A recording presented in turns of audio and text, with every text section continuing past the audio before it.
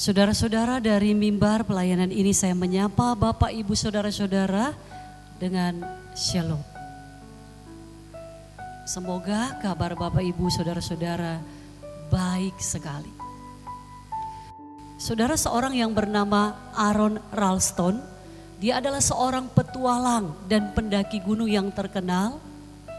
Tetapi pada suatu hari saudara, dia mengalami satu kisah dramatis ketika dia sementara melakukan hiking di satu taman nasional. Tangannya saudara terjepit dengan batu di sebuah goa.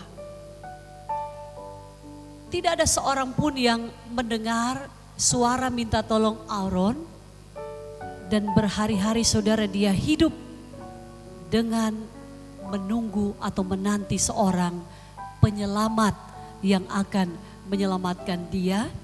Sementara tangannya saudara di sebelah kanan terjepit dengan batu besar itu. Ini ilustrasi karena kisah ini pernah diangkat di layar lebar atau difilmkan. Saudara yang dikasih Tuhan, keadaan terperangkap bahkan lebih dahsyat dari apapun yang telah menimbulkan ketakutan terhadap seorang pendaki gunung ini, Aron ini.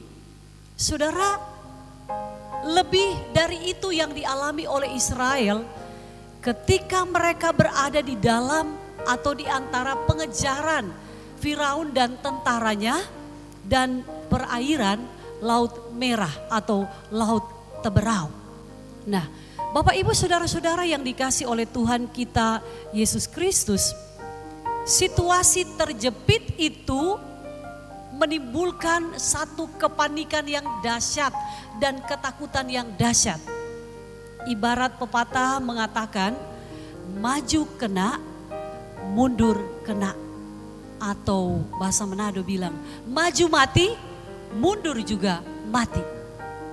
Saudara yang dikasih Tuhan, pada teks sebelumnya kita bisa melihat pasal 14 ayat 10 dikatakan bahwa ketika Firaun telah dekat, orang Israel menoleh, maka tampaklah orang Mesir bergerak menyusul mereka.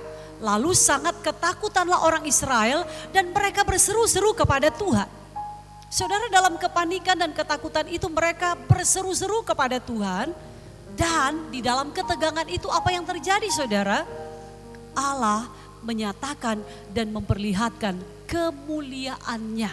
Saudara, kata Allah menyatakan dan memperlihatkan kemuliaannya 3 kali disebutkan di dalam teks ini. Kepada siapa saudara Allah menyatakan kemuliaannya? Pertama, Tuhan menyatakan dan memperlihatkan kemuliaannya kepada Firaun dan tentara Mesir bahwa dialah Allah yang berkuasa. Saudara, Firaun telah mengumpulkan pasukan dan peralatan perang yang canggih di zaman itu saudara. Yang tercanggih pada zaman itu. Mereka adalah pasukan yang terpilih dan terkuat di kerajaannya. Kekuatan perang Firaun mungkin terlihat hebat dalam pandangan manusia di waktu itu. Namun saudara, di hadapan kekuasaan Allah, kekuatan itu sangat tidak berarti apa-apa.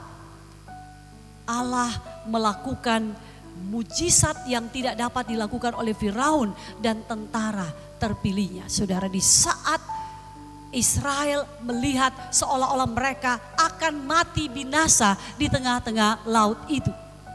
Saudara, ketika Allah melakukan tindakan ajaib dengan memisahkan air laut Teberau, ketika malaikat Allah bergerak saudara, sehingga bangsa Israel dapat melewatinya dengan selamat, maka saudara, bangsa Israel pun dapat sampai di sisi seberang laut.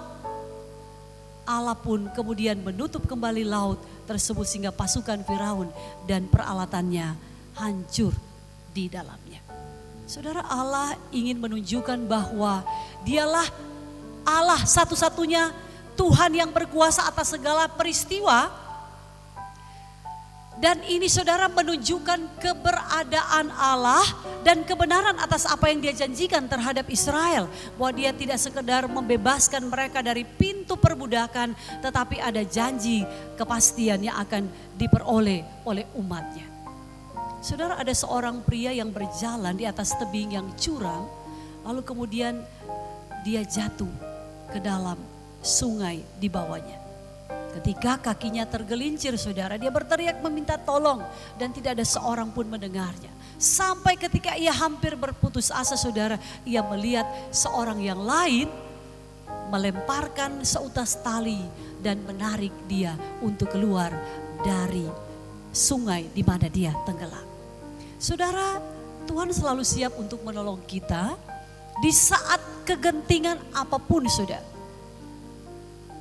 Kadang-kadang kita mungkin merasa bahwa Tuhan terlambat menolong kita, tetapi sebenarnya saudara, dia selalu ada di sisi kita. Bahkan Allah kita adalah Allah omnipresent, Allah maha hadir. Dia bersama dengan kita, dia bekerja untuk kebaikan kita. Mungkin saudara kita tidak sabar ya, atau kita kurang sabar untuk menanti jawaban atas doa-doa yang kita naikkan kepadanya. Kita hanya perlu percaya, saudara, kita hanya perlu menanti dengan sabar pertolongan Tuhan yang akan segera datang kepada kita. Lalu saudara, kedua, Tuhan memperlihatkan kemuliaannya kepada Israel agar mereka percaya kepada Allah dan Musa sebagai utusannya. Itu yang kedua, saudara. Mengapa demikian, saudara? Sebab walaupun Israel, saudara, sudah menyaksikan tulah-tulah dahsyat yang Allah timpakan terhadap Mesir, dan mereka telah mengalami diluputkan dari tulah-tulah itu, iman mereka, saudara, masih harus dilatih untuk terus percaya dan bersandar kepada Allah. Saudara, dalam keadaan terjepit itu kepercayaan mereka terguncang. Kita melihat di dalam teks tadi mereka mulai meragukan Tuhan mereka. Mereka mempertanyakan apakah Musa membawa mereka keluar dari Mesir hanya untuk mati binasa oleh laut itu atau dibunuh oleh para pasukan Firaun. Apakah tidak ada kuburan di Mesir sehingga mereka harus mati di tengah-tengah laut itu? Saudara, mereka berteriak bahwa mereka tidak dapat bertahan hidup dan bahwa mereka telah dihadapkan pada kematian yang tidak dapat dihindari. Dan mereka pun merasa putus asa yang dalam. Mereka tidak tahu berbuat apa-apa karena, saudara, mereka tidak punya pilihan. Maju kena, mundur kena. Itulah sebabnya, saudara, Allah memakai kekerasan hati Firaun untuk mengejar Israel. Allah membuat Firaun menyesal telah melepas orang Israel pergi sehingga ia menghimpun pasukannya dan mengejar mereka. Saudara, Allah sekali lagi hendak memperlihatkan kepada Israel bahwa Dia berkuasa untuk menolong Israel sekalipun, saudara, tidak ada jalan keluar apapun. Allah sanggup membuka jalan baru dengan mujizat yang dikerjakannya. Lalu, saudara, ayat terakhir berkata, Israel takut kepada Allah dan mereka percaya kepada Allah dan Musa hambanya itu. Saudara, pada pertengahan Juli beberapa tahun yang lalu, seorang pemuda usia 19 tahun yang berasal dari desa Wori di Minahasa Utara dilaporkan hanyut terbawa arus, saudara, di sekitaran perairan Ternate. Saudara, pada waktu dia ada di rakit, tali rakitnya terlepas dari rakit temannya. Arus membawa dia jauh. Saudara, berbulan-bulan dia luntang-lantang di atas air laut. Saudara, setiap hari dia mulai menghemat persediaan makanannya, saudara. Tetapi ada satu hal yang dia saksikan, bahwa di dalam rakit itu ia punya sebuah Alkitab. Ia terus membaca Alkitab di tengah-tengah persediaan makanan yang hampir habis, dia menghemat. Tetapi saudara, dia selalu yakin dengan membaca Alkitab, satu waktu nanti dia akan ditolong. Di lautan ketika ada kapal yang lewat, kapal-kapal besar, karena dia sudah ada di perairan laut bebas. Saudara, dia berteriak minta tolong dan tidak ada satupun kapal yang melihatnya.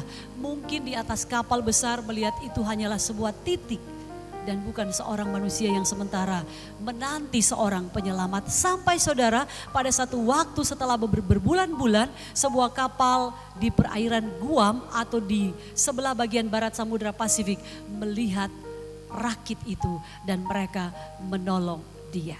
Saudara, manusia harus percaya dan mengandalkan kuasa Allah dalam menghadapi segala rintangan dan tantangan di dalam kehidupan ini. Pernahkah saudara merasa bahwa Tuhan terlambat menolong saudara saat krisis melanda? Mengapa Tuhan itu lebih cepat datang ketika saudara dalam keadaan senang dan lebih sulit untuk ditemui ketika saudara sedang bergumul dan menderita? Di manakah Allah? Tetapi saudara, mari kita melihat, bukankah Allah telah membuktikan penyelamatan telah terjadi atas saya dan saudara, bahwa mujizat terbesar yang dilakukan Allah di Laut Teberau telah disempurnakan oleh Kristus di atas kayu salib. Siapa yang mau mati binasa karena dosa? Setiap orang yang mati secara fisik kematiannya pada waktu dia mati dan Yesus datang kedua kali, orang-orang yang mati di dalam dosa mereka akan mati binasa, mati kedua kali di neraka kekal. Tetapi Allah telah menyelamatkan manusia berdosa dari keterjepitan karena dosa dan kebinasaan kekal melalui kematian Yesus di kayu salib. Itulah mujizat terbesar. Tetapi sayang saudara, orang masih menuntut ada mujizat. Ada orang bertanya mengapa di 2000 lebih tahun yang lalu Yesus melakukan banyak mujizat. Tetapi sekarang ini seolah-olah mujizat itu berhenti. Seolah-olah tidak ada lagi mujizat. Karena itu banyak orang mencari mujizat kemanapun mereka pergi. Kepada pengkhotbah, kepada pendoa dan orang-orang yang diyakini sebagai utusan Allah yang mampu melakukan mujizat secara spektakuler. Dan kita bisa melihat dengan mata kepala sendiri, menyaksikannya dan mengalaminya saudara. Jangan lupa saudara bahwa mujizat terbesar yang telah dilakukan Allah adalah kita dibebaskan oleh penyelamat Yesus Kristus dari dosa kita. Itu berarti saudara, mengapa kita masih menanti mujizat yang lain? Karena Allah sanggup melakukannya tanpa kita minta sekalipun. Asal kita percaya Allah sanggup melakukannya. Kalau ada mujizat spektakuler, mujizat terbesar, peristiwa dosa kita dibebaskan oleh penyelamat Yesus, itu berarti saudara, masalah kita menanti mujizat atas kesembuhan dari penyakit itu adalah sesuatu yang teramat kecil dalam pandangan Allah. Saudara yang dikasihi Tuhan, mungkin saat ini saudara sedang bertanya-tanya, Tuhan, saya sementara mengalami situasi di mana saya perlu ditolong oleh Allah. Dan seolah Allah berlambat-lambat di dalam kehidupan saya. Saudara sedang menghadapi krisis pekerjaan, usaha, ekonomi, keuangan, masalah kesehatan, relasi, pendidikan anak, bahkan kegagalan serta kehilangan orang yang saudara kasih lewat kematian. Dan ketakutan saudara seringkali datang menghampiri kita, membuat kita merasa sendiri, seolah Allah tidak mendengar. Bahkan kadar percaya kita mulai berkurang atau cenderung saudara mulai meluntur dan hilang. Ingatlah bahwa Tuhan tidak pernah terlambat dalam menolong kita. Dia bekerja pada waktunya sendiri yang seringkali tidak sesuai dengan waktu yang kita inginkan. Kita mungkin merasa tidak sabar dan ingin segera keluar dari masalah, tetapi Allah telah membuat satu rencana bahwa rencana yang besar disiapkan menurut waktu yang Dia telah siapkan. Saudara, Yesaya 41 ayat 13 berkata, mari kita baca sama-sama. Sebab aku ini Tuhan Allahmu, memegang tangan kananmu dan berkata kepadamu, janganlah takut, akulah yang menolong engkau. Amin.